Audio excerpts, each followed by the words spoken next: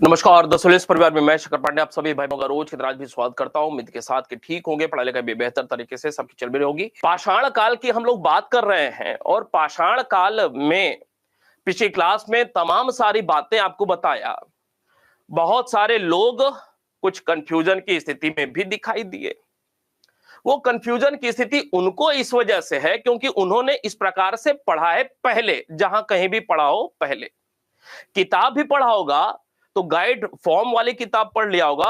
एक विस्तृत जो समझ होती है ना, वह समझ नहीं बना पाए। जैसे एक उदाहरण लेते हैं, मैंने आपको कहा कि या किताबों में लिखा हुआ है कि एक प्रश्न बनता है ना कि पाषाण काल का पहला उपकरण किसे प्राप्त हुआ था। पाषाण काल शब्द यूज कर रहे हैं तो बहुत सारे लोग कहेंगे कि पाषाण काल का पहला उपकरण लिंगसुगुर से प्राप्त हुआ था 1842 वाला। बहुत सारे लोग कहेंगे 1860 में ही प्राप्त हो गया था, 1859-60 में ला मसूरे को।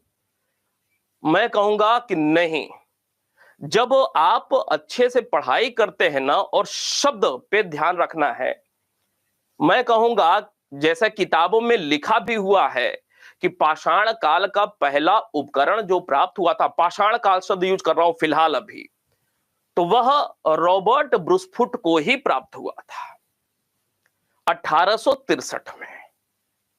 ठीक है, और उसमें समय को लेकर के भी समस्या है। कुछ किताबों में 13 मई का डेट है और कुछ जगहों पे वह भी मैंने देखा 30 मई लिखा हुआ है। फिर नेट पर जाकर के सर्च किया तो नेट पर भी मुझे 13 मई दिखाई दिया। तो बहुत सारी दुविधा की स्थिति दिखाई देती है और ऐसे सिर्फ यहीं पे नहीं है, बहुत सारे मुद्दों में प्राचीन भारत के संदर्भ में बहुत सारी जगहों पे ऐसी दुविधा की स्थिति दिखाई पड़ती है।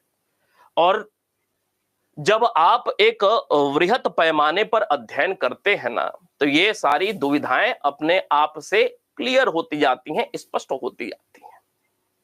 मैंने कहा कि पाषाण काल, और मैं अपने से इतिहास निर्माण नहीं कर रहा हूं, मैं भी कहीं पढ़ता हूं, वही तो आपको बताता हूं। पाषाण काल का पहला उपकरण जो प्राप्त हुआ वह रॉबर्ट ब्रूसफुट को ही प्राप्त हुआ 1863।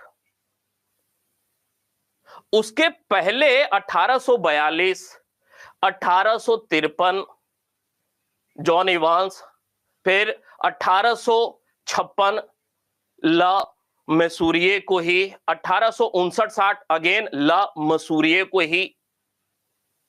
तमाम सारे उपकरण उसके पहले भी प्राप्त हो रहे हैं, लेकिन मैं कह रहा हूं कि 1842 वाला भूल जाना है। 1853 वाला वो तथ्य है और हम उस पर भी डिस्कस करेंगे, लेकिन जैसा किताबों में लिखा हुआ है, जैसा मैं कह रहा हूं कि पाषाण काल का पहला उपकरण कौन सा, 1863 रॉबर्ट ब्रूसफुट। और मैं ऐसा क्यों कह रहा हूं, किताबों में भी ऐसा लिखा हुआ है, लेकिन अच्छी जो प्रामाणिक किताबें हैं ना, उसमें इसका एक्सप्लेनेशन भी दिया हुआ है, बिल्कुल प्रसंग के हिसाब से उसका एक्सप्लेनेशन किया हुआ है कि आखिर ऐसा लिखा गया तो क्यों लिखा गया। 1842 वाले को वह महत्व नहीं प्राप्त हुआ, 1853 वाला जॉन इवांस, उसको उतना महत्व प्राप्त नहीं हुआ। 1856 ला मसूरिये मध्य प्रदेश जबलपुर के निकट न्यागुड़ी नामक स्थान से चौट पत्थर का उसको उपकरण प्राप्त हुआ, उसको उतना महत्व प्राप्त नहीं हुआ। आप खुद सोचिए कि रॉबर्ट ब्रूसफुट को इतना महत्व क्यों प्राप्त हुआ। कुछ ना कुछ तो दम है ना उसके काम करने के तरीके में। लिंगसुगुर को उतना नाम क्यों नहीं प्राप्त हुआ 1842 वाला, समझिए और सोचिए। भाई, प्राग इतिहास पुरातत्व का प्रथम साक्ष्य तो वही मिल रहा है 1842 में ही, लेकिन इतिहास में या राष्ट्रीय स्तर पे या अंतरराष्ट्रीय स्तर पे 1842 वाले को इतना महत्व क्यों नहीं प्राप्त हुआ। ला मसूरिये का नाम सबकी जुबान पे क्यों नहीं है। 1856, 1859-60 का दौर, रॉबर्ट ब्रूसफुट को सारे लोग जानते हैं, उसको महत्व प्राप्त हुआ। क्यों महत्व प्राप्त हुआ, यह भी जानने की जरूरत है। समझिएगा, कुछ बहुत काम की बात से शुरुआत कर रहा हूं और बहुत आसान हो जाएगा चीजों को समझ पाना। कुछ बेसिक सी जानकारी आपको देता हूं, उसके बाद हम लोग क्लास पे आएंगे। समझिएगा कि 1960 तक 1960 तक 1960 लिखा हुआ है, ध्यान रखिएगा। और कहीं कहीं 1860 1960 में अगर लिखने में कहीं मेरे से अगर चूक हो जाए ना तो उसे क्षमा कर दिया करिए, ठीक है, क्योंकि गति में काम करने पर कभी कभी हो जाता है, ठीक है। तो जुबान और लेखनी दोनों को मिला लिया करें और इतना आप समझ बनाए रखे होंगे। 1960 तक, बहुत महत्वपूर्ण बात, 1960 तक भारतीय पाषाण काल या प्राग इतिहास के संदर्भ में क्या मान्यता रही। भारतीय प्राग इतिहास के संदर्भ में बात कर रहे हैं। 1960 तक भारतीय प्राग इतिहास या प्राग इतिहास या पाषाण काल कह लें के संदर्भ में मान्यता क्या रही, के संदर्भ में मान्यता यह थी, 1960 तक की बात बता रहे हैं। 1960 क्या मान्यता थी कि पूरा पाषाण काल जो था, पूरा पाषाण काल अर्थात पूर्व पाषाण काल को ही क्या कहा जाता था, पाषाण काल कहा जाता था। पाषाण काल कहा जाता था, माना जाता था। याद रहेगी बात। 1960 तक यह स्थिति रही। हम करते हैं 1960 तक भारतीय, अंतरराष्ट्रीय की बात नहीं कर रहे हैं। 3 समस्याएं हैं, पाषाण काल को जानना है तो 3 समस्याएं हैं। एक, जो इतिहासकार हैं वह कैसे समय को डिफाइन कर रहे हैं। एक, जो भूगर्भ वैज्ञानिक हैं वो समय को डिसाइड कैसे कर रहे हैं। इतिहासकार प्राक इतिहास, आद्य इतिहास और ऐतिहासिक चरण इस संदर्भ में बात करते हैं। जो भूगर्भ वैज्ञानिक हैं, पुरातत्वविद हैं, वह पाषाण काल, कांस्य काल और लौह काल की बात करते हैं, ठीक है।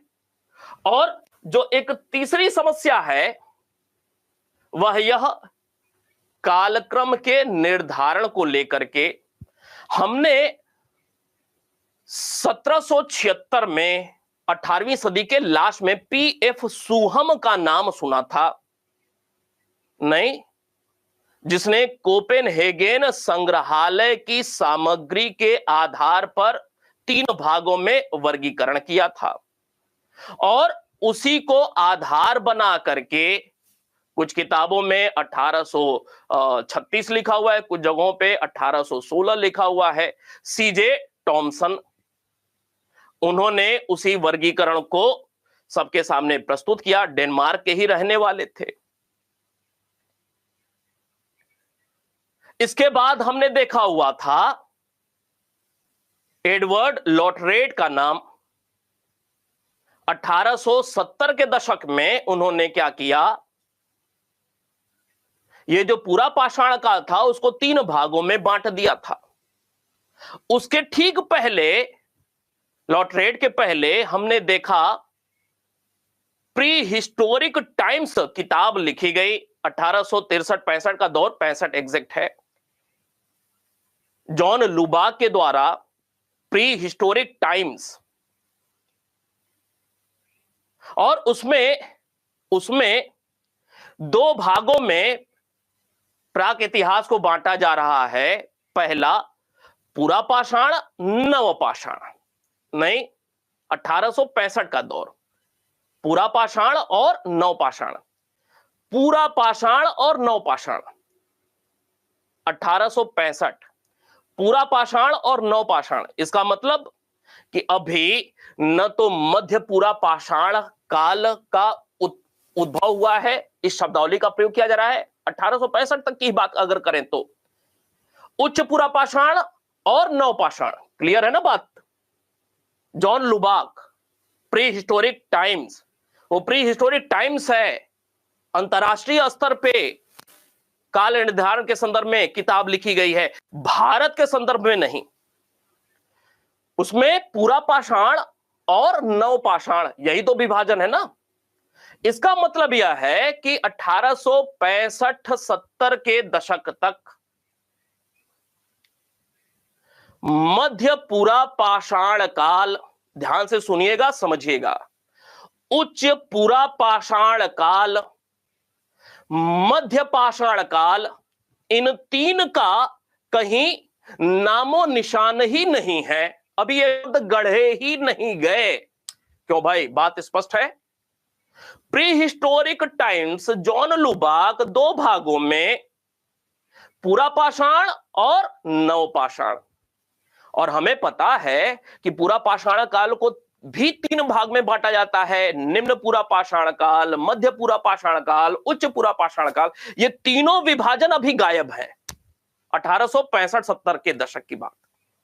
और इसके साथ साथ पूरा पाषाण के बाद सीधे नव पाषाण, इसका मतलब मध्य पाषाण जो बीच वाला संक्रमण का फेज है वह भी गायब है। तो कुल 5 जो फेजेज हैं, निम्न पूरा पाषाण, उच्च पूरा, मध्य पूरा पाषाण, उच्च पूरा पाषाण, मध्य पाषाण, नव पाषाण, ये जो 5 हैं, 25 लाख से लेकर के मोटे तौर पे 3000 ईसा पूर्व तक, इनमें से सिर्फ 2 का प्रयोग हो रहा है, 2 शब्दावली का प्रयोग हो रहा है, और बाकी के 3 अभी उद्भव ही नहीं हुए हैं, शब्द ही नहीं गढ़े गए हैं। यहां तक तो कोई समस्या नहीं है ना। 1960 में लिखा यहां पे कि भारतीय प्राक इतिहास या पाषाण काल के संदर्भ में मान्यता क्या रही। 1960 में पूरा पाषाण काल को ही पाषाण काल कहा जाता था, और ये जो 1776 पीएफ सुहम का नाम बताया नहीं, इसके अलावा टॉमसन का नाम बताया, इसके अलावा लुबाक का नाम बताया, इसके अलावा लॉटरेट का नाम जो बताया, 1870 के दशक में, 1870 और 80 के बीच में पूरा पाषाण काल को लॉटरेट ने 3 भागों में बांटा, 70 और 80 के दशक, 1870 और 1880 के बीच में पहली बार क्या हो रहा है, लॉटरेट ने क्या किया, पूरा पाषाण को 3 भागों में बांटा, पूरा पाषाण को 3 भाग में बांटा, 1870 और 80 के मध्य। 1870 का दशक लिखा हुआ है, मतलब 1870 के पहले, 1870 के पहले निम्न पूरा पाषाण, मध्य पूरा पाषाण, उच्च पूरा पाषाण ये शब्दावली नहीं थी। 1870 और 80 के बीच में लॉटरेट ने, एडवर्ड लॉटरेट ने इसे पूरा पाषाण काल को 3 भागों में वर्गीकृत किया। लेकिन यह जो वर्गीकरण है ना, ये अंतरराष्ट्रीय स्तर पे है, भारत के संदर्भ में यह वर्गीकरण नहीं है। क्लियर है बात। भारत के संदर्भ में यह वर्गीकरण नहीं किया गया है, अंतरराष्ट्रीय संदर्भ में किया गया है, अफ्रीका को ध्यान में रख करके और यूरोप को ध्यान में रख करके, और विशेष रूप से अफ्रीका भी नहीं, यूरोप को ध्यान में रख करके यह वर्गीकरण किया गया था। यूरोप में जो अवशेष प्राप्त हो रहे हैं उनको ध्यान में रख करके, क्योंकि अफ्रीका में जो कुछ उपकरण अवशेष प्राप्त हो रहे हैं, जीवाश्म प्राप्त हो रहे हैं, यूरोप में जो उपकरण अवशेष प्राप्त हो रहे हैं, थोड़ा सा समय को लेकर के दुविधा वाली स्थिति है। भारत में जो अवशेष प्राप्त हो रहे हैं, इनके समय को लेकर के कुछ दुविधा वाली स्थिति है। समझ में आई बात। तो अफ्रीका में जो उपकरण और जीवाश्म प्राप्त हो रहे हैं, एक बहुत बड़ा सा कालखंड है भाई। 25 लाख वर्ष पूर्व से लेकर के आप अगर पूरा पाषाण काल में 10,000 वर्ष पूर्व तक का इतिहास का अध्ययन कर रहे हैं, और आप कैसे कह सकते हैं कि यह 20 लाख वर्ष पहले ही हुआ, ये 21 लाख पहले हुआ, ये 22 लाख पहले हुआ। एक मोटा मोटा आकलन होगा ना, और उस मोटा आकलन के अंतर्गत अफ्रीका से जो अवशेष प्राप्त हो रहे हैं, यूरोप से जो प्राप्त हो रहे हैं, एशिया से भी जो अवशेष प्राप्त हो रहे हैं, चाहे वो जावा मानव हो, होमो इरेक्टस वाला, या फिर पिकिंग मानव हो, या भारत में जो अवशेष प्राप्त हो रहे हैं, इन सब में संतुलन बनाना आसान काम नहीं था, सामंजस्य बना पाना आसान काम नहीं था। तो ये जो विभाजन 1776 पीएफ सुहम, फिर टॉमसन या थॉमसन, सीजे टॉमसन, फिर उसके बाद ये लुबाक की जो किताब, फिर उसके बाद एडवर्ड लॉटरेट का पूरा पाषाण काल को 3 भाग में बांटना, ये सब यूरोप के लिए किया गया था। यूरोप में जो अवशेष प्राप्त हो रहे हैं, ये भारत के लिए नहीं किया गया है। क्लियर है बात? भारत के लिए यह सब नहीं किया गया है। भारत के लिए कब किया जा रहा है, वह समझिए महत्वपूर्ण मुद्दा है। यहीं से हमारी आज की क्लास शुरू होगी, और जब एक बार दिमाग की नसें खुल जाएं कि अच्छा ऐसा है, अच्छा ऐसा है, तब जा करके फिर हम लोग जब पढ़ना शुरू करेंगे ना, तो दिमाग में बात तुरंत क्लिक करेगी और चीजें बिल्कुल खुली हुई दिखाई देंगी, आसान महसूस होंगी। पाषाण काल वास्तव में लोगों को क्यों कठिन महसूस होता है, उसकी ये सब जटिलताएं रही हैं। 1960 तक यह मान्यता रही कि पूरा पाषाण काल को ही पाषाण काल माना जाता था। यह भारतीय संदर्भ की बात हो रही है, यहां पे लिखा हमने भारतीय संदर्भ में, यह लिखा यहां पे भारतीय संदर्भ में यह बात हो रही है। 1960 में ऐसा क्या हुआ? अच्छा, एक और महत्वपूर्ण बात कि 1960 तक एक और बात थी। आज की स्थिति बदली हुई है, क्योंकि रिसर्च आदि और ज्यादा बढ़ते गए। आपको याद है कि जो ये प्लीस्टोसीन काल है ना, हमारा प्लीस्टोसीन काल को मोटे तौर पे ये जो पूरा पाषाण काल है ना, 20 प्लीस्टोसीन काल का मतलब क्या है? 20 लाख से शुरुआत, भाई तृतीयक युग। प्लीस्टोसीन काल में आपको बताया कि 20 लाख से शुरुआत होकर के मोटे तौर पे लगभग 40,000 तक जाता है ये, नहीं? और आपको बताया, पहले ही यह बात हो चुकी हमारी, कि मोटे तौर पे यह जो प्लीस्टोसीन काल है, प्लीस्टोसीन एज का मतलब क्या है? पूरा पाषाण। प्लीस्टोसीन का मतलब है पूरा पाषाण। क्लियर है? 1960 तक एक और मान्यता रही, यह भी आप समझ लें कि 1960 तक एक और मान्यता रही अंतरराष्ट्रीय स्तर पर ही। क्या? कि ये जो प्लीस्टोसीन एज है ना, प्लीस्टोसीन, आज हम लोग प्लीस्टोसीन को लेकर के क्या जानते हैं? प्लीस्टोसीन का मतलब आज प्लीस्टोसीन का मतलब क्या माना जाता है? सीधे सीधे पूरा पाषाण माना जाता है। क्या? पूरा पाषाण माना जाता है प्लीस्टोसीन का मतलब। लेकिन 1960 तक क्या माना जाता था? 1900, ये सब जटिलताएं हैं, धीरे धीरे समय के साथ अनुसंधान होते गए, जटिलताएं धीरे धीरे समाप्त होती गई और एक प्रॉपर वे में इतिहास का स्वरूप निश्चित किया गया। 1960 तक प्लीस्टोसीन एज जो था ना, इसे क्या माना जाता था? इसे कहा जाता था पूरा पाषाण एंड मध्य पाषाण। ये अंतरराष्ट्रीय स्तर की बात कर रहे हैं। मतलब आज स्थिति बदली हुई है, अर्थात मध्य पाषाण को प्लीस्टोसीन एज के अंतर्गत ही रखा गया था। जबकि आपको जानकारी है, वर्तमान स्थिति यह है ना कि मध्य पाषाण कहने का मतलब क्या है कि लगभग 10,000 ईसा पूर्व इसकी शुरुआत हुई, उच्च पाषाण काल समाप्त हुआ, नहीं, 40,000 से लेकर के 10,000 ईसा पूर्व तक उच्च पाषाण काल का समय, उच्च पूरा पाषाण काल का समय, और 10,000 से लेकर के लगभग मोटे तौर पे भारतीय संदर्भ की बात किया जाए तो 4,000 ईसा पूर्व, और अंतरराष्ट्रीय स्तर की बात किया जाए तो 6,000 ईसा पूर्व तक यह मध्य पाषाण काल का दौर रहा। यह आज हम लोग जानते हैं आज, लेकिन 1960 तक की क्या स्थिति रही? 1960 तक यही माना जाता था रिसर्च का अभाव था, अनुसंधान का अभाव था। यह माना जाता था कि प्लीस्टोसीन एज के अंतर्गत ही पूरा पाषाण और मध्य पाषाण दोनों शामिल हैं। ठीक है, इसको फिलहाल बस आपकी जानकारी के लिए कि यह इतिहास में एक दुविधा रही 1960 तक, इसको फिलहाल अभी हटाते हैं। मुद्दा हमारा यह है कि ऐसा क्यों हुआ कि 1960 तक भारतीय संदर्भ में पूरा पाषाण को ही पाषाण काल माना जाता था। इसके पीछे दो बातें, क्या समझिएगा। पूरा पाषाण को अगर हम लोग बांटा जाए, पूरा पाषाण को, तो यह 3 भागों में बंट जाता है। नहीं, यह 3 भागों में बांट करके हम लोग जानते हैं क्या, एक निम्न पूरा और दूसरा मध्य पूरा और उच्च पूरा। नहीं, और इसी के बाद क्या होता है, मध्य पाषाण आ जाता है, और इसके बाद फिर नव पाषाण, यही स्थिति है। 1960 तक की समस्या पे हम लोग थोड़ा सा समझ डेवलप कर रहे हैं।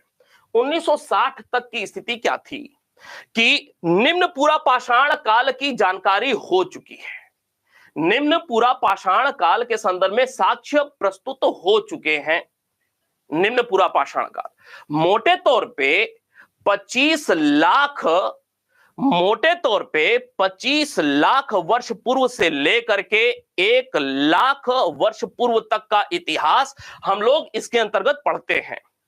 25 लाख से लेकर के 1 लाख वर्ष पूर्व तक का इतिहास। हालांकि कुछ किताबों में 20 लाख से लेकर के 1 लाख, कुछ किताबों में इसी के लिए 5 लाख से 1 लाख, कुछ किताबों में 1.5 लाख से 1 लाख, इस प्रकार की अलग अलग टाइम दिए हुए हैं। अब उन सबको दिमाग में एक बार में हटा देना है और दिमाग में बस यह डाल लेना है कि भाई हम निम्न पूरा पाषाण काल के अंतर्गत, अब वो 5 लाख से शुरुआत हो रहा है निम्न पूरा पाषाण काल, वो भी छोड़ दें, 1.5 लाख से शुरुआत हो रहा है वह भी छोड़ दें, 20 लाख से शुरुआत हो रहा है वो भी छोड़ दें, ऑस्ट्रेलोपिथेकस से ले लेते हैं सीधे सीधे। ठीक है, और 25 लाख वर्ष पूर्व से लेकर के से मोटे तौर पे 1 लाख वर्ष पूर्व तक का इतिहास का अध्ययन हम लोग इसके अंतर्गत करते हैं। समस्या समझिए कि 1960 तक की स्थिति कि भाई निम्न पूरा पाषाण काल के संदर्भ में जानकारी हमें मिल गई। भारत में तमाम सारे ऐसे अवशेष प्राप्त हुए जिन्होंने यह स्पष्ट कर दिया कि इस दौर के लगभग की यह चीजें हैं, अर्थात निम्न पूरा पाषाण काल की चीजें हमें प्राप्त हो गई। और मोटे तौर पे देखिए, सबसे पहले यह काम कौन किया? रॉबर्ट ब्रूसफुट ने ही यह काम किया था। जो रॉबर्ट ब्रूसफुट को 1863 में पूरा पाषाण काल को ही पाषाण काल माना जाता है। किताबों में जो लिखा हुआ है कि पाषाण काल का पहला उपकरण, तमाम सारी किताबों में आपने पढ़ा होगा, तमाम सारी किताबों में यह बात लिखी हुई है, ऐसे ही लिखा हुआ है पाषाण काल का पहला उपकरण प्राप्त हुआ। कुछ किताबों में नहीं भी लिखा हुआ है, कुछ किताबों में लिखा हुआ है पूरा पाषाण काल का उपकरण प्राप्त हुआ, पहला उपकरण। कुछ किताबों में ऐसे लिखा हुआ मिला है, यहां तक भी कंफ्यूजन है। कुछ किताबों में तो ऐसे भी लिखा हुआ है यह हैंडेक्स नहीं था, क्लीवर था, यह भी लिखा हुआ है। अर्थात जितनी किताबें उतनी प्रकार की समस्या है। कुछ किताबों में यह भी लिखा हुआ है कि यह हैंडेक्स नहीं, यह क्लीवर था, पहला हैंडेक्स अतिरंपक्कम से प्राप्त हो रहा है, यहां तक बात लिखी हुई है। कहने का मतलब किताबों में आप एक किताब पढ़ेंगे, 2 किताब पढ़ेंगे मैक्सिमम, लेकिन साफ गोई के साथ बातें स्पष्ट नहीं की गई हैं। लेकिन मेरे पास पक्की जानकारी है, स्पष्ट जानकारी है। जो आपको मैं बता रहा हूं। सबसे पहले रॉबर्ट ब्रूसफुट ने स्पष्ट कर दिया कि जो यह हमें साक्ष्य मिला हुआ है ना, यह पूरा पाषाण काल का ही है। और आपको मैंने बताया कि 1960 तक पूरा पाषाण काल को पाषाण काल ही कहा जाता था, माना जाता था। तो रॉबर्ट ब्रूसफुट ने जब प्राप्त किया और बताया कि यह पूरा पाषाण काल का है, तो जो किताबों में लिखा हुआ है वह गलत कहां लिखा हुआ है कि रॉबर्ट ब्रूसफुट को पूरा पाषाण काल का पहला उपकरण प्राप्त हुआ या पाषाण काल का पहला उपकरण प्राप्त हुआ है। यह पूरा पाषाण काल का उपकरण, पूरा पाषाण काल का। लेकिन 1960 तक पूरा पाषाण काल को पाषाण काल ही मान लिया जाता था। भारतीय संदर्भ में प्राक इतिहास को दो भागों में बांटा गया। भारतीय संदर्भ में प्राक इतिहास को दो भागों में बांटा गया, पूरा पाषाण 1960 तक, पूरा पाषाण और नवपाषाण, भारतीय संदर्भ में। जबकि अंतरराष्ट्रीय संदर्भ में 19वीं सदी में ही 1865 में जॉन लुबाक ने बात दिया था, लेकिन वह यूरोप के लिए, ठीक है। इसके अलावा जो 1870 के दशक में एडवर्ड लॉटरेट का वह 3 विभाजन था पूरा पाषाण का, वह यूरोप के लिए था, भारत के लिए नहीं था। भारत के लिए पहला रिसर्च पाषाण काल से संबंधित करने वाला व्यक्ति कौन है? रॉबर्ट ब्रूसफुट है। भारत के संदर्भ में पाषाण काल से संबंधित पहला अनुसंधान करने वाला व्यक्ति कौन है? Robert Bruce Foote. और रॉबर्ट ब्रूसफुट ने क्या किया कि रॉबर्ट ब्रूसफुट के संदर्भ में आपको जानकारी होना चाहिए कि पाषाण, भारत के संदर्भ में, भारत की बात हो रही है, भारत के संदर्भ में सर्वप्रथम पाषाणकालीन अनुसंधान, पाषाणकालीन उपकरणों के अनुसंधान का कार्य इसी के द्वारा किया गया। अनुसंधान, न सिर्फ अनुसंधान किया गया बल्कि एक समस्या और, कि अगर कोई चीज आपको प्राप्त हो रही है, आप में से अधिकांश लोग इस वाली बात को नहीं जानते हैं और झूठ मूठ में बस समझते हैं कि 1842 पहला, ठीक है, पहला मिला लिंग सुगूर, लेकिन जो अब मैं बात बता रहा हूं वो जानेंगे तो आप समझ जाएंगे कि 1842 वाले को, 1853 जॉन इवांस वाले को उतना इतिहास में महत्व क्यों नहीं प्राप्त हुआ। रॉबर्ट ब्रूसफुट को लेकर के ही सबसे ज्यादा प्रश्न क्यों पूछा गया पाषाण काल में? उसका कारण है क्या? अगर कोई चीज आपको बहुत पुरानी, पुरातत्व वाली, आर्कियोलॉजिकल, प्राग इतिहास से संबंधित कोई चीज अगर मिल रही है ना, ये जो 1800 समथिंग का दौर चल रहा था, पूरी दुनिया में इस प्रकार के अवशेष प्राप्त हो रहे थे, अलग अलग समय काल के, पूरी दुनिया में प्राप्त हो रहे थे। तो सबकी निगाहें थी भी, सबसे पहले संस्कृति का उद्भव कहां हुआ, सभ्यता का उद्भव कहां हुआ, मानव प्रजाति सबसे पहले कहां पैदा हुई, तर्क वितर्क का। और चूंकि यूरोप का पूरी दुनिया पर शासन था, तो यूरोप वाले, अब साइंस पुनर्जागरण की वजह से साइंस उनके यहां डेवलप किया हुआ था पहले से, तो वो लगातार प्रयास में थे कि हम यह किसी भी तरीके से सिद्ध कर दें कि मानव सभ्यता की शुरुआत यूरोप से हुई है, मानव प्रजाति का सबसे पहले आविर्भाव यहीं से हुआ है।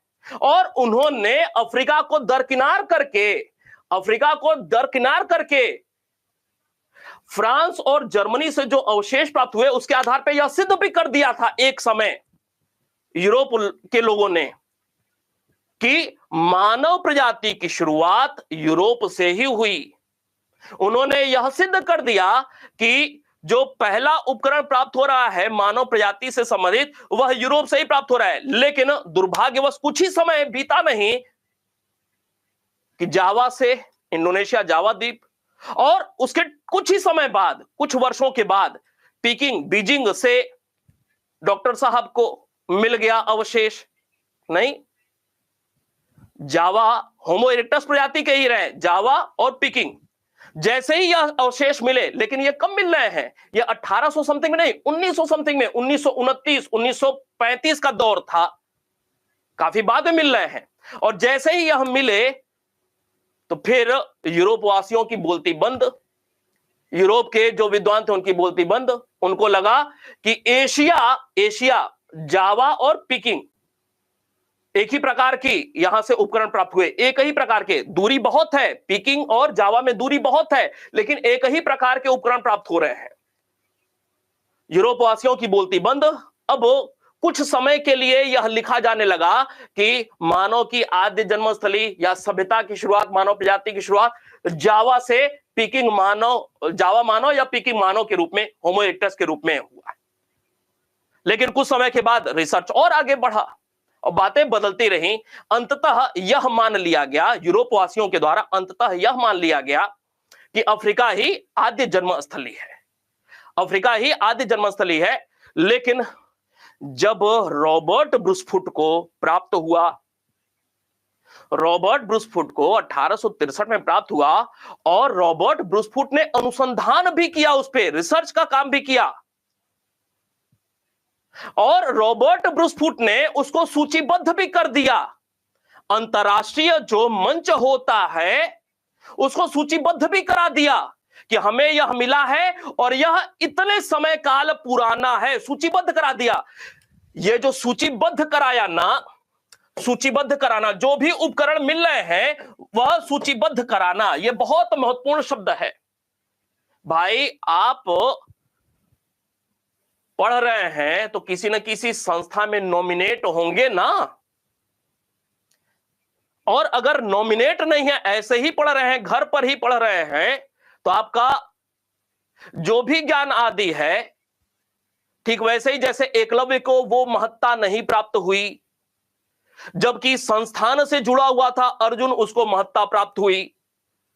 ठीक है, तो वैसी स्थिति 1842 वाला सूचीबद्ध नहीं किया गया, उस पे उतना अनुसंधान नहीं हुआ, हुआ तो बहुत बाद में जाकर के अनुसंधान हुआ और पता चला कि 1842 में लिंगसुगुर से जो प्राप्त हुआ था वो तो उस समय काल का है।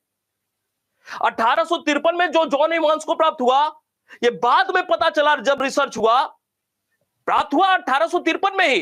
ठीक वैसे ही जैसे 1867 में, समझिएगा बात, 1867 में विंध्य क्षेत्र से सीएल कार्लाइल को मध्य पाषाणिक उपकरण, मध्य पाषाण काल का उपकरण प्राप्त हुआ। समझिएगा खेल कितना अजीब है। 1867 में प्राप्त हो गया था, यह परीक्षा वाला प्रश्न है, लेकिन समझने वाली बात क्या है कि 1867 में मध्यकाल का, मध्य पाषाण काल का कोई कॉन्सेप्ट ही नहीं था, मिल गया 1867 में, बहुत बाद में जाकर के रिसर्च हुआ, उस पर रखा गया है, वो उपकरण रखा गया है, तो पता चला कि यह तो मध्य पाषाण काल का है।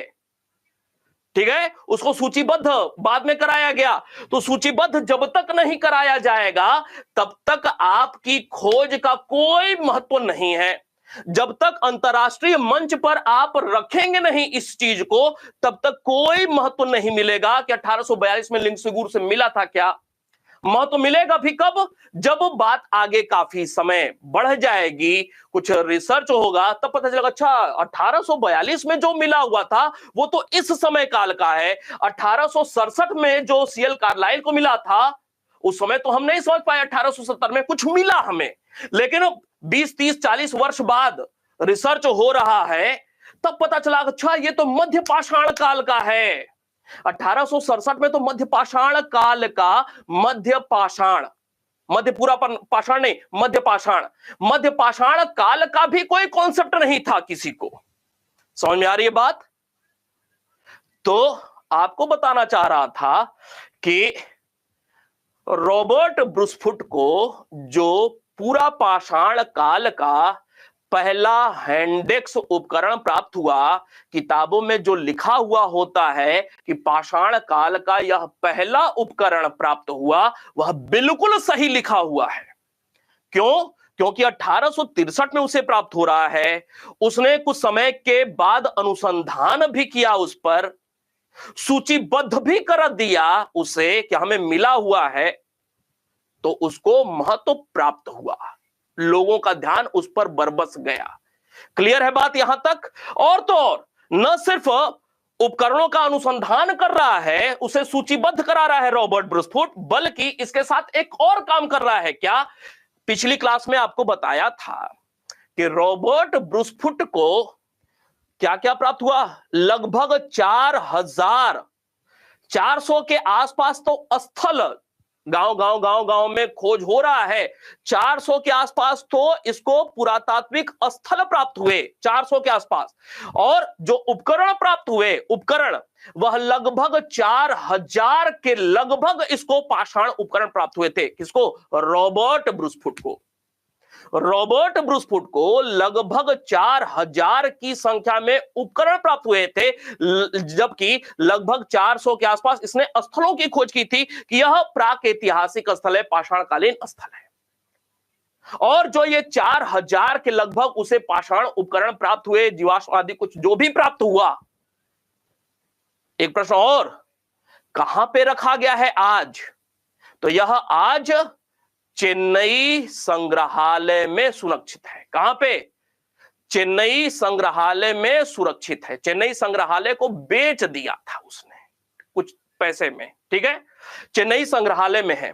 तो न सिर्फ रॉबर्ट ब्रूसफुट पाषाणकालीन उपकरणों का अध्ययन कर रहा है, अनुसंधान कर रहा है, इन्हें सूचीबद्ध कर रहा है, बल्कि इसके साथ साथ उसने इनका कालक्रम भी निर्धारित किया। कालक्रम निर्धारित करने का भी कार्य कर रहा है, निर्धारित किया। यह तीन बात एक साथ कर रहा है रॉबर्ट ब्रूसफुट। आपको बताया था पिछली क्लास में, टेरीपुरा स्थल की खोज किसने किया? और रॉबर्ट ब्रूसफुट ने, टेरीपुरा स्थल। फिर इसके अलावा आपको यह भी बताया था कि रॉबर्ट ब्रूसफुट ही वह व्यक्ति है जिसने कुर्नूल, आंध्र प्रदेश, कुर्नूल जिला में गुफाओं की भी खोज किया था, प्राक ऐतिहासिक काल का ही। कुर्नूल की गुफाएं, जिसे बेलम की गुफाएं भी कहा जाता है, जिसे बिलासुरगम, वह गांव है बिलासुरगम। कई किताबों में आपको बिलासपुर गांव भी लिखा मिल जाएगा, बिलासपुर, ठीक नहीं है वह शब्द, बिलासुरगम शब्द, वह गांव एग्जैक्ट है बिलासुरगम। बिलासुरगम की गुफाएं या बेलम गुफाएं, वर्तमान में उसे ही कुर्नूल की गुफाएं कहा जाता है, इसे भी इन्होंने ही खोजा हुआ था। क्लियर है बात? तो न सिर्फ ये सारी चीजें खोलें, इसके साथ साथ एक बात और बताया था कि राख का टीला भी इन्होंने, जो इनके समक्ष राख के टीले से संबंधित अवशेष पहुंचे, तो इन्होंने अपने रिसर्च के आधार पर रॉबर्ट ब्रूसफुट ने बताया कि यह किस काल का है। वह पूरा पाषाण काल का नहीं बताया, रॉबर्ट ब्रूसफुट ने कहा कि यह नव पाषाण काल का है, अर्थात कालक्रम निर्धारण का भी यह कार्य कर रहे हैं। तो इनको जब 1863 में साक्ष्य मिला, तो इन्होंने इसे घोषित कर दिया कि यह पूरा पाषाण काल का है। ये जो हैंडेक्स इन्हों प्राप्त हुआ था ना, हैंडेक्स, तो इन्होंने स्पष्ट कर दिया कि यह पूरा पाषाण काल का है। अपने अनुसंधान के आधार पर स्पष्ट कर दिया कि यह पूरा पाषाण काल का है, और 1960 तक पूरा पाषाण काल को ही पाषाण काल माना जाता था, यही पाषाण काल होता था। तो जो किताबों में लिखा हुआ है ना कि पाषाण काल का पहला उपकरण तमाम सारी किताबों में लिखा हुआ है, वह रॉबर्ट ब्रूसफुट को प्राप्त हुआ था, यह इस तरीके से बिल्कुल सही लिखी हुई बात है, ठीक है। हालांकि इसके पहले भी तमाम सारे साक्ष्य मिले हुए हैं, अभी उस पर भी हम लोग बात करते हैं। इस पे हम लोग बात कर रहे थे कि 1960 तक ये इतनी समझ वाली बातें हैं ना, आपको इस विषय के साथ आगे जाना है तो ये सारी समझ वाली बातें जानना बहुत जरूरी है। तो 1960 तक यह स्थिति रही कि पूरा पाषाण काल को ही पाषाण काल कहा जाता था। ऐसा क्यों था समझिएगा, बिना किसी जल्दीबाजी के बिल्कुल इत्मीनान से पढ़ते चले जाएं। कम से कम 1.5 घंटे की हम लोग क्लास करेंगे, ठीक है, और सारी समझ डेवलप करने का काम करना है आज। उसके बाद जो तथ्य वाला है, तथ्य वाला तो देखते देखते याद हो जाता है। पूरा पाषाण काल को ऐसे बांटा जाता है, लेकिन 1960 तक की स्थिति क्या है? 1960 तक इसके विषय में हमें साक्ष्य प्राप्त हो गया है। 1960 तक हमें इसके विषय में 1960 तक इसके विषय में हमें जानकारी मिल गई है, इस काल का हमें साक्ष्य प्राप्त हो गया है। लेकिन मध्य पूरा पाषाण काल का अभी साक्ष्य पहले 1867 में ही प्राप्त हो गया है। C.L. कार्लाइल को साक्ष्य तो 1867 में ही प्राप्त हो गया है, लेकिन अभी यह पक्का नहीं था कि यह किस समय काल का है। ठीक है, यह वर्षों लग गए डिसाइड करने में। ठीक है, और यह जो मध्य पाषाण काल है कॉन्सेप्ट, यह सबसे बाद में आने वाला कॉन्सेप्ट है। आपको पिछली क्लास में बताया था कि एडवर्ड लॉटरेट ने पूरा पाषाण काल को 3 भागों में बांट दिया था। 1870 के दशक में एडवर्ड लॉटरेट ने पूरा पाषाण काल को 3 भाग में बांट दिया था, निम्न पूरा, मध्य पूरा, उच्च पूरा। और 1870 एडवर्ड लॉटरेट के ठीक पहले 1865 में जॉन लुबाक ने प्री हिस्टोरिक टाइम्स में पूरा पाषाण काल और नव पाषाण काल कर दिया था, लेकिन मध्य पाषाण काल अभी गायब है। यह शब्दावली अभी प्रयोग में नहीं आ रही है। यह शब्दावली बहुत बाद में जाकर के प्रयोग में आनी शुरू हुई, 19वीं सदी के शुरुआत में, 20वीं सदी के शुरुआत में, 1900 समथिंग में इस शब्दावली का प्रयोग होना शुरू हुआ। अंतरराष्ट्रीय स्तर पे, भारत के स्तर पे अभी नहीं, भारत के स्तर पे अभी नहीं, अंतरराष्ट्रीय स्तर पे 20वीं सदी के शुरुआत में मध्य पाषाण काल के तमाम सारे साक्ष्य मिले, रिसर्च आदि कुछ वर्षों तक हुए, उसके बाद कि हां मध्य पाषाण काल भी कोई एक कॉन्सेप्ट है, कोई एक शब्दावली है। पूरा पाषाण काल शब्दावली, नव पाषाण काल शब्दावली, इसके अलावा 1870 आते आते निम्न पूरा पाषाण, मध्य पूरा और उच्च पूरा, ये सारे शब्दावली 1870 के दशक तक आ चुके थे, लेकिन मध्य पाषाण वाली शब्दावली बहुत बाद में जाकर के प्रयोग की जानी शुरू हुई, अंतरराष्ट्रीय स्तर पे, भारत के स्तर पे नहीं। फिर समझिए एक महत्वपूर्ण बात कि ये जो भारत के संदर्भ में अभी हम लोग बात कर रहे हैं कि निम्न पूरा पाषाण के संदर्भ में जानकारी मिल चुकी है, मध्य पूरा पाषाण के बारे में, मध्य पूरा पाषाण के बारे में कुछ ही समय पूर्व यह स्पष्ट हुआ था कि भारत में मध्य पूरा पाषाण काल के भी तमाम सारे उपकरण हैं, कुछ ही समय पूर्व। लेकिन यह जो उच्च पूरा पाषाण काल था ना, इसके अवशेष अभी प्राप्त नहीं हुए थे, इसके अवशेष प्राप्त नहीं हुए थे। कब तक? 1960 तक की बात कर रहे हैं, 1960 तक, अर्थात भारत में 1960 तक तमाम सारे रिसर्च के आधार पे निम्न पूरा पाषाण और मध्य पूरा पाषाण के बारे में जानकारी मिल चुकी है। ठीक है, निम्न पूरा पाषाण, सॉरी ये मध्य, ये वाला नहीं भाई, ये गलती हो रहा है, हाँ नहीं ठीक है, इसके विषय में जानकारी मिल चुकी है, मध्य पूरा पाषाण और निम्न पूरा पाषाण के विषय में जानकारी मिल चुकी है, लेकिन उच्च पूरा पाषाण काल से संबंधित अवशेष अभी प्राप्त नहीं हो रहे थे। आपको याद होगा कि मध्य पूरा पाषाण काल, जिसने पढ़ा होगा उसको ध्यान में होगा, मध्य पूरा पाषाण काल से संबंधित जो प्रारूप स्थल है वह है नेवासा। मध्य पूरा पाषाण काल का प्रारूप स्थल एक जो है वह है नेवासा, महाराष्ट्र, नेवासा। और नेवासा में मध्य पूरा पाषाण काल का प्रथम जो साक्ष्य प्राप्त हो रहा है वह एच.डी. सांकलिया को प्राप्त हो रहा है, नहीं, एच.डी. सांकलिया साहब को प्राप्त हो रहा है। मध्य पूरा पाषाण काल, मध्य पूरा पाषाण काल का पहला साक्ष्य नेवासा से एच.डी. सांकलिया को प्राप्त हो रहा है।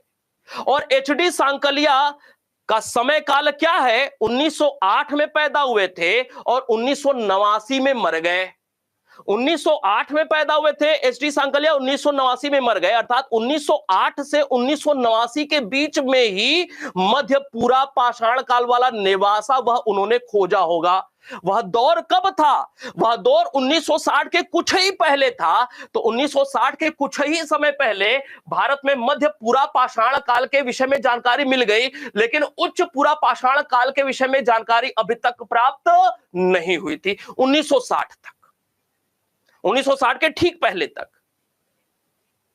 लेकिन तमाम सारे लोग लगे हुए थे, तमाम सारे लोग लगे हुए थे, और 1960 के आसपास, 1960 के आसपास उच्च पूरा पाषाण काल के भी अवशेष मिलने प्राप्त हो गए थे। 1960 के आसपास, 1960 के आसपास मध्य पूरा पाषाण काल के भी अवशेष मिलने प्राप्त हो गए। और जब प्राप्त होने लगे तो यह स्पष्ट हो गया कि भारत में निम्न पूरा, मध्य पूरा के साथ साथ उच्च पूरा पाषाण काल के भी उपकरण हैं। इनसे संबंधित तमाम सारे स्थल भी हैं, उपकरण भी हैं और स्थल भी हैं। जबकि मध्य पाषाण के विषय में और पहले 30 का दशक, 1930 के दशक तक इसके विषय में स्पष्ट जानकारी हो चुकी थी, नामकरण भी हो चुका था, ठीक है, भारत के संदर्भ में। तो ऐसे में क्या हुआ, 1961 में जाकर के, अब समझिएगा परीक्षा में प्रश्न बनेगा जो आज तक नहीं पूछा हुआ है। 1961 में जाकर के क्या हुआ, 1961 में दिल्ली में एक सम्मेलन होता है। दिल्ली में एक सम्मेलन होता है, एक अंतर्राष्ट्रीय सम्मेलन होता है। अंतर्राष्ट्रीय सम्मेलन हुआ क्या, यह परीक्षा में प्रश्न बनेगा, महत्वपूर्ण है। 1961 में दिल्ली में एक अंतर्राष्ट्रीय सम्मेलन हुआ, क्या? एशियाई अंतरराष्ट्रीय पुरातत्व सम्मेलन, पुरातत्व सम्मेलन हुआ। पुरातत्व सम्मेलन, एशियाई अंतरराष्ट्रीय पुरातत्व सम्मेलन कब हुआ? 1961 में, नहीं 1961। इस सम्मेलन में जाकर के पहली बार भारतीय प्राग इतिहास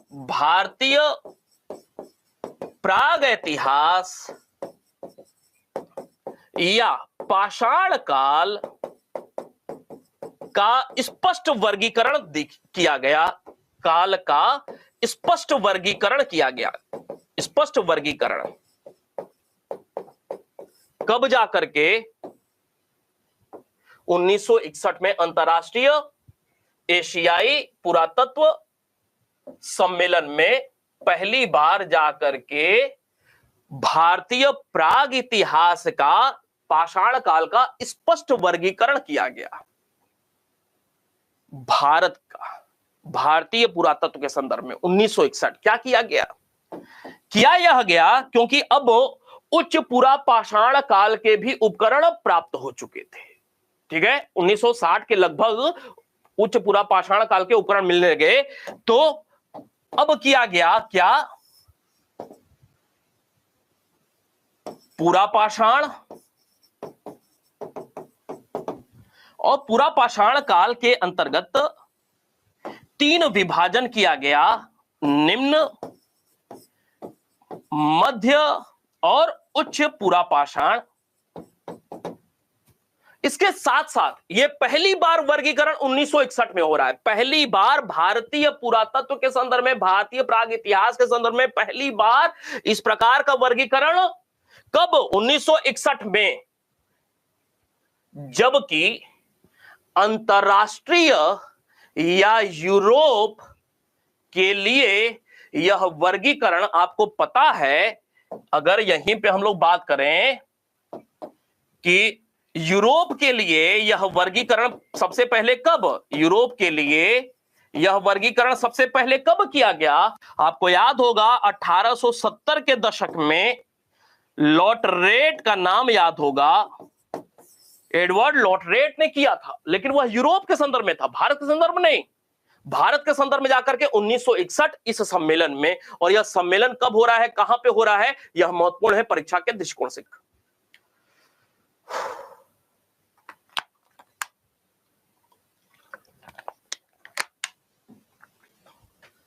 उम्मीद करूंगा कि निश्चित रूप से पाषाण काल के कालक्रम भारतीय और अंतरराष्ट्रीय के संदर्भ में जो किताबों में मिक्स कर दिया जाता है ना, अब उन सारी चीजों से आप मुक्त हो रहे होंगे। यही समस्या होती है ना, किताबों में जो प्रामाणिक किताब हैं, जो प्रामाणिक लेखक हैं, उनके द्वारा तो ठीक से लिखी जाती हैं, और जो गाइड होती है ना, वो अंतरराष्ट्रीय, भारतीय, ये सब मिक्स कर देते हैं, तो लोगों को बड़ा ही कंफ्यूजन रहता है। और तमाम सारी किताबों में तो आप लोग ये पढ़े भी नहीं होंगे। समझिए कि यह जो विभाजन है ना, पाषाण काल का विभाजन, एक प्रश्न यह भी बनेगा कि भारत में जो पाषाण काल का विभाजन किया गया है वह किसके आधार पर किया गया है। तो यूरोप में जो प्रचलित वर्गीकरण की प्रणाली थी ना, उसको आधार बना करके किया गया है। और एक और महत्वपूर्ण बात, ये जो वर्गीकरण पूरा पाषाण काल का ऐसे है ना, यूरोप में ऐसे ही किया गया था और उसी को भारत में भी लागू कर दिया गया, वही प्रणाली को लागू कर दिया गया। लेकिन अफ्रीका महाद्वीप के संदर्भ में इस प्रकार के शब्दों का प्रयोग नहीं किया गया है। अफ्रीका महाद्वीप के लिए ये जो वर्गीकरण है ऐसे नहीं है।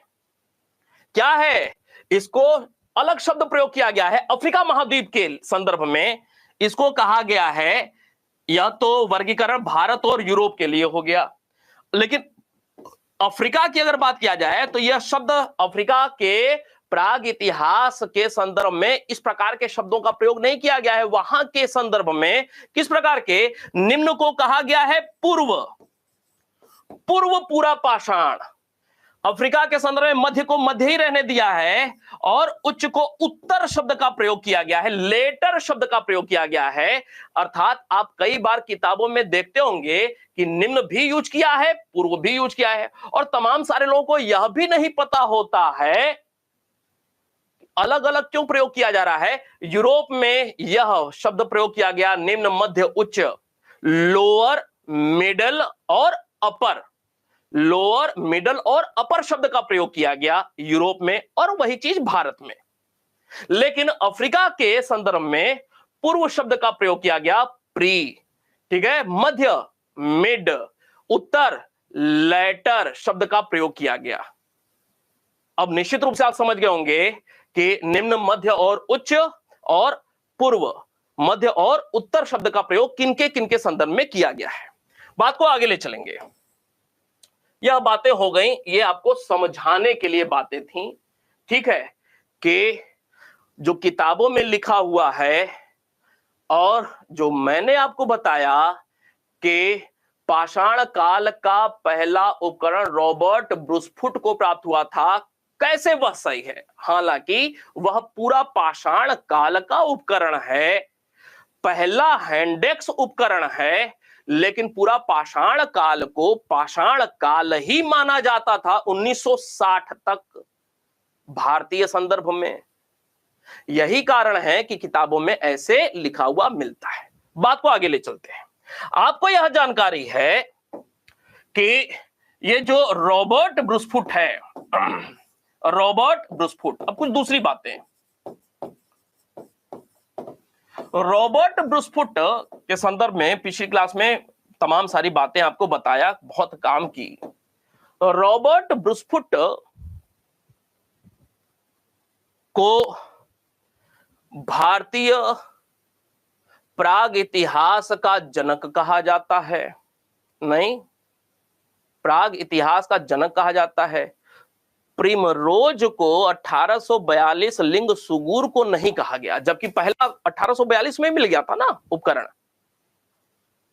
लेकिन प्रिमरोज 1842 लिंग सुगुर को, जिनको पहला प्राक ऐतिहासिक उपकरण प्राप्त हुआ था, उनको भारतीय प्राग इतिहास का जनक नहीं कहा गया, जनक इनको कहा गया। क्यों? क्योंकि प्रिमरोज ने या जॉन इवांस ने या ल मैसूरिये ने, इन लोगों ने अनुसंधान कार्य नहीं किया, सूचीबद्ध कराने का कार्य नहीं किया, काल निर्धारण का कार्य नहीं किया। यह अंतर पड़ गया।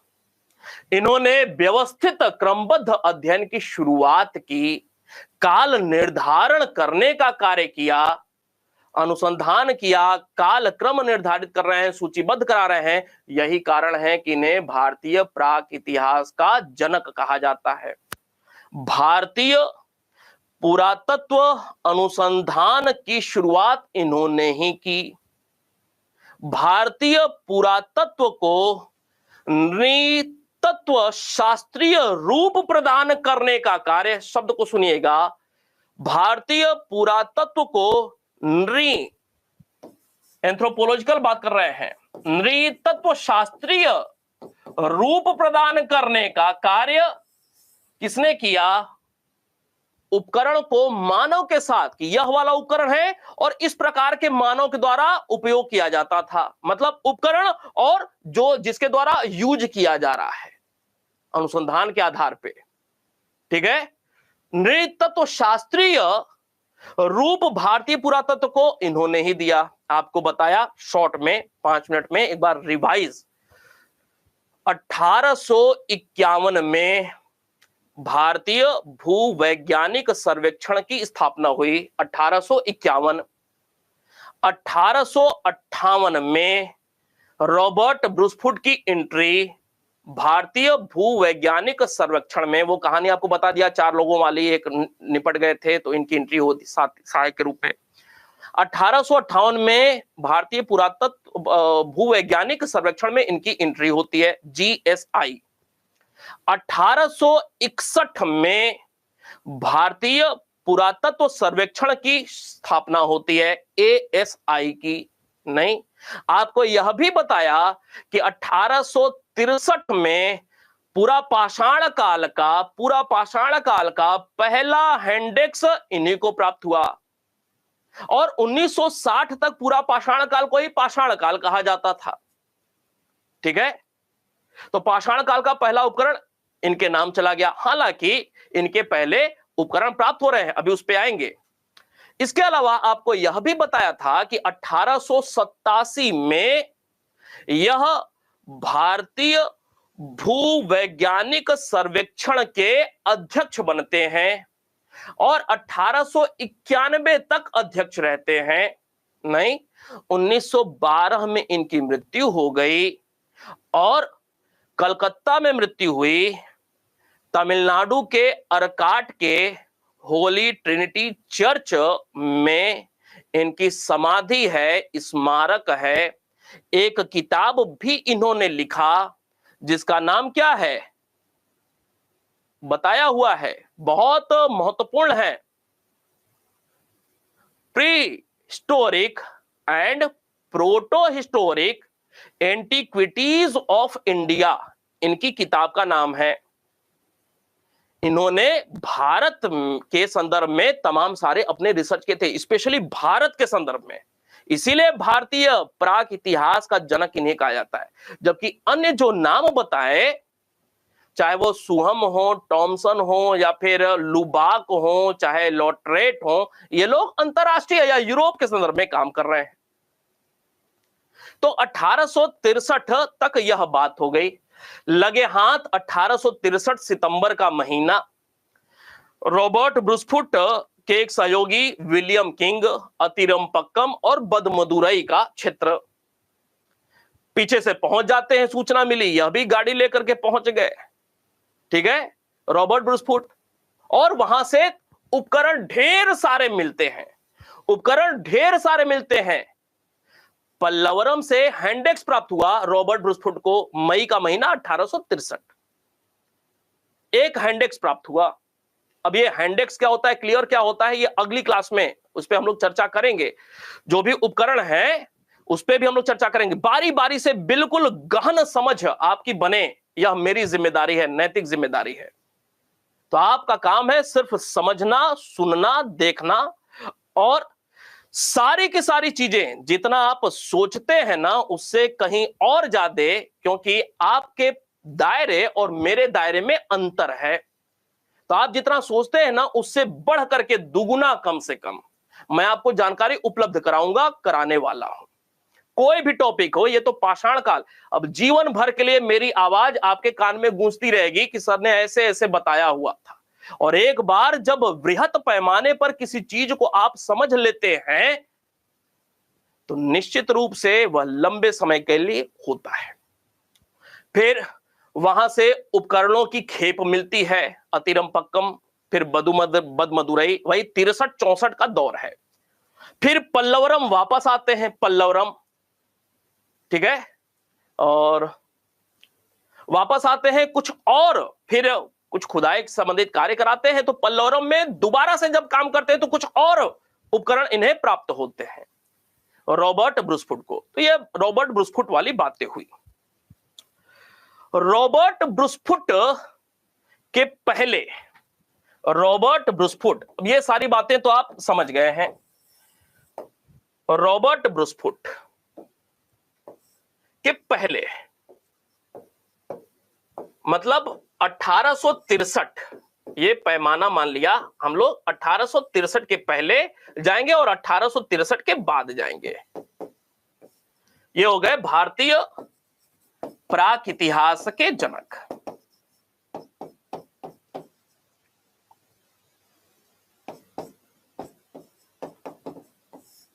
के जनक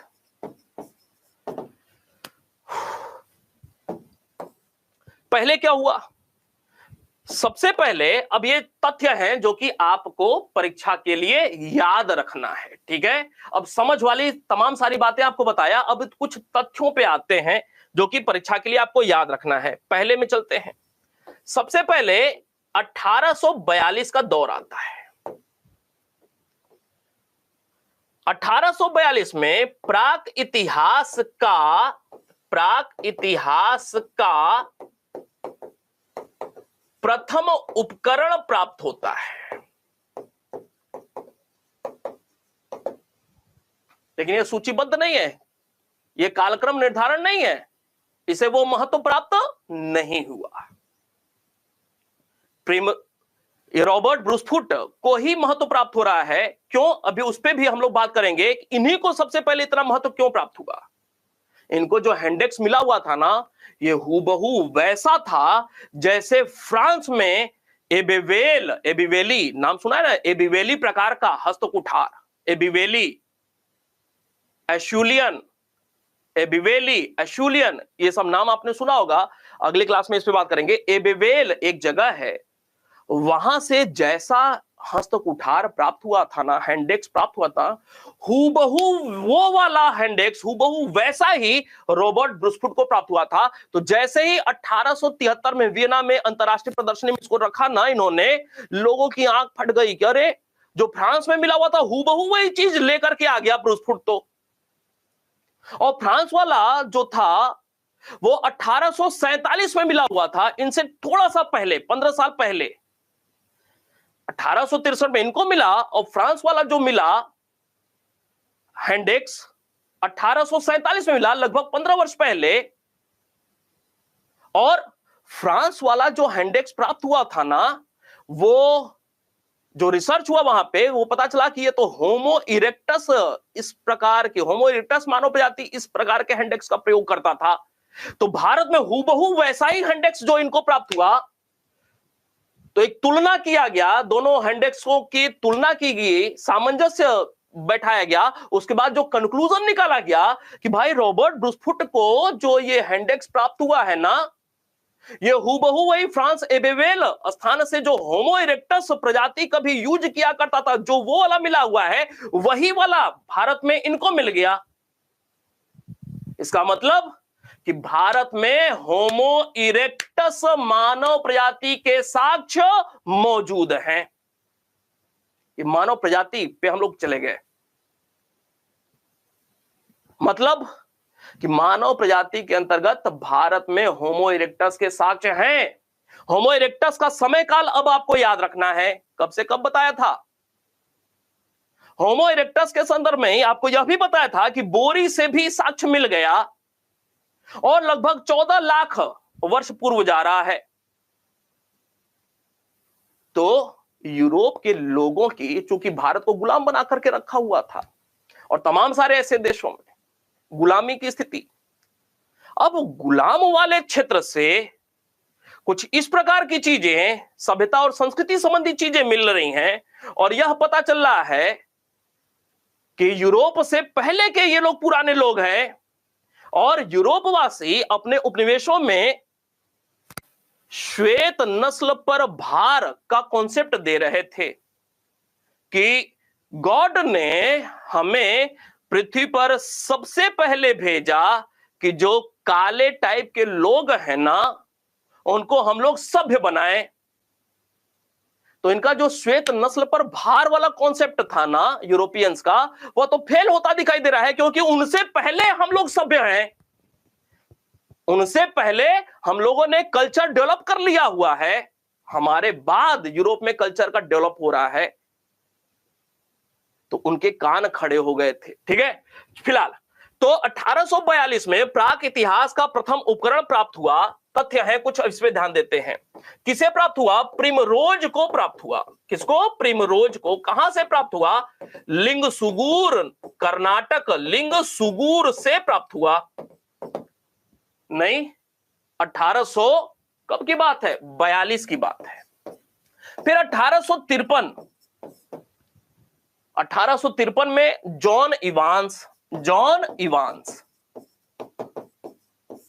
जॉन इवांस को क्या प्राप्त हो रहा है? तो जॉन इवांस जब एक दिन मध्य प्रदेश के जबलपुर क्षेत्र में जब नर्मदा नदी घाटी क्षेत्र में थे, तो इन्हें एक पत्थर पर कुछ चित्र जैसी आकृति प्राप्त हो रही है। ठीक है, और इन्होंने ये जो पाषाण संबंधी जो चित्र प्राप्त हो रहे हैं उनको प्रकाशित किया हुआ था, अर्थात पाषाण चित्रण को प्रकाशित करने का कार्य किया था।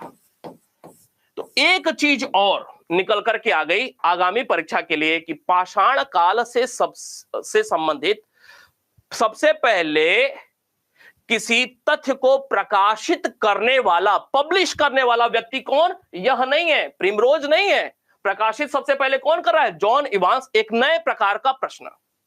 क्लियर है? इसके बाद 1856 का वर्ष आया।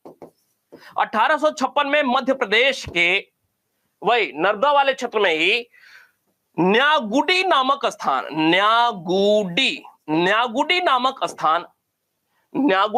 स्थान से जो मसूरिये थे ना, मसूरिये, इनको क्या प्राप्त हुआ? चर्ट का बना हुआ एक चर्ट पत्थर।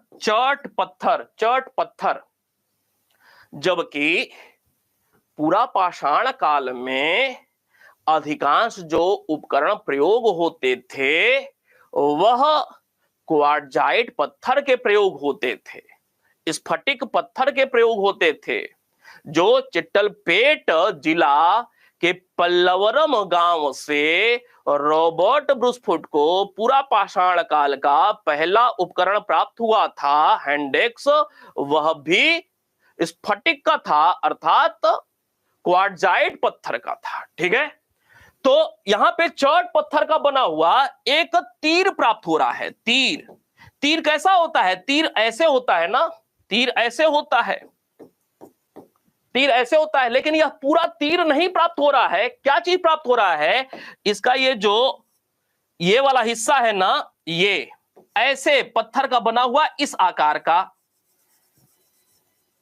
ये प्राप्त हो रहा है, ऐसे प्राप्त हो रहा है। समझ में आई बात? अर्थात तीर फलक प्राप्त हो रहा है, तीर रूपी फलक प्राप्त हो रहा है। और ये जो तीर वाला फलक है ना, ये जो 1842 में लिंगसुगुर से प्रिमरोज को प्राप्त हुआ था। यह क्या प्राप्त हुआ था? तो यह भी यही वाला था। क्या प्राप्त हुआ था? यह भी यही चीज प्राप्त हुआ था। ये जो तीर फलक है ना, तीर का अग्रभाग, तीर का अग्रभाग, ये पीछे वाला भाग गायब है, तीर ये प्राप्त हुआ था। एंड छुरा, पत्थर का बना हुआ छुरा प्राप्त हुआ था। क्लियर है बात? छुरा प्राप्त हुआ था पत्थर का, प्रिमरोज को भी लिंगसुगुर से। और यहां पे चर्ट पत्थर का बना हुआ तीर फलक प्राप्त हो गया किसको? ला मैसूरी को 1856। जबकि 1856 के बाद अगला वर्ष 1859-60 का जो दौर है, 59-60, ये कौन थे? यह रेलवे में एक अभियंता थे, रेलवे कर्मचारी हैं। याद रखिएगा, रेलवे कर्मचारी हैं, रेलवे अभियंता हैं। ठीक है, रेलवे डिपार्टमेंट। 1859-60 का दौर, बेलनटोन्स घाटी जो है, इस क्षेत्र में इनको पॉलिशदार, क्या? पॉलिशदार कुल्हाड़ी प्राप्त हुई। पॉलिशदार कुल्हाड़ी, पॉलिशदार कुल्हाड़ी।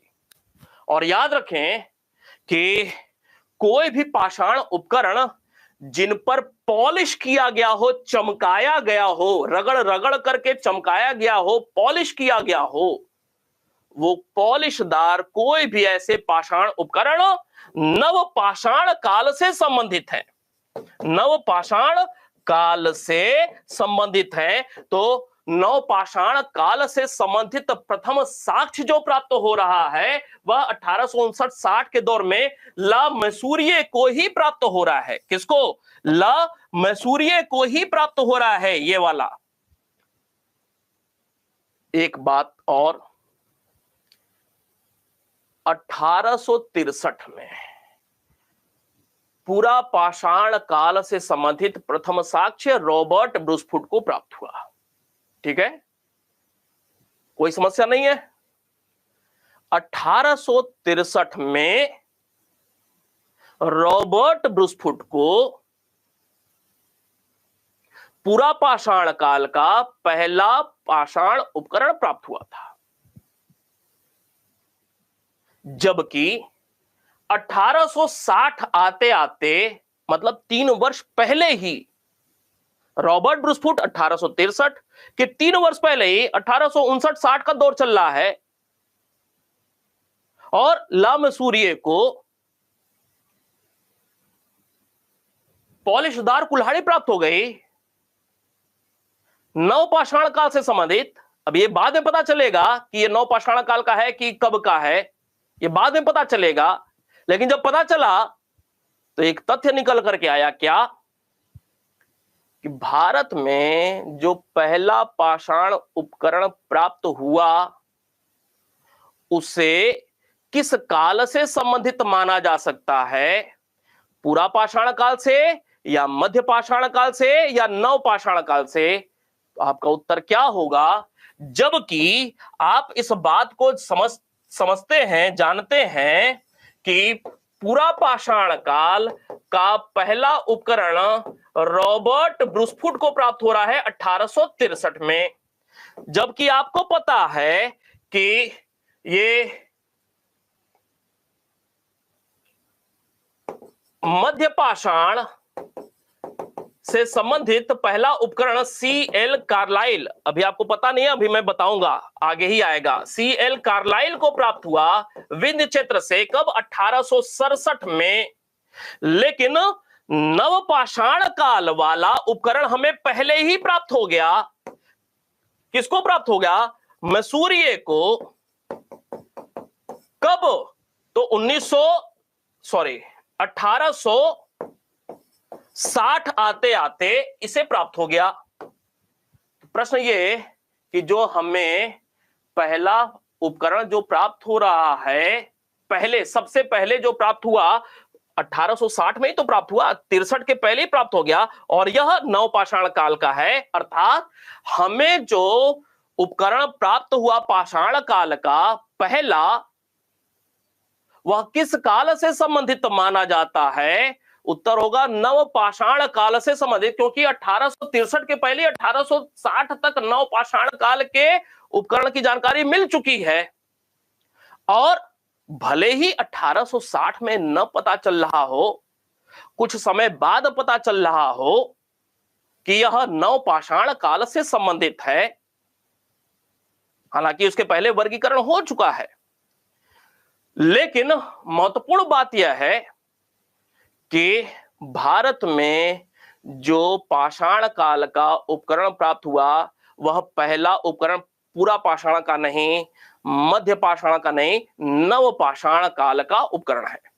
कैसे, समझ लीजिए 1860 में ही नव पाषाण काल का उपकरण हमें प्राप्त हो गया था। भले हम कुछ समय बाद समझ पाए कि यह नव पाषाण काल का है कि मध्य का है कि पूरा पाषाण का है, हम ये बात समझ पाए, लेकिन जब समझ पाए तो स्थिति स्पष्ट हो गई और हम ये कहने लगे कि नहीं, यह तो 1860 में ही प्राप्त हो गया हमें। इसी प्रकार 1863 में पूरा पाषाण काल और इसी प्रकार 1867 में मध्य पाषाण काल।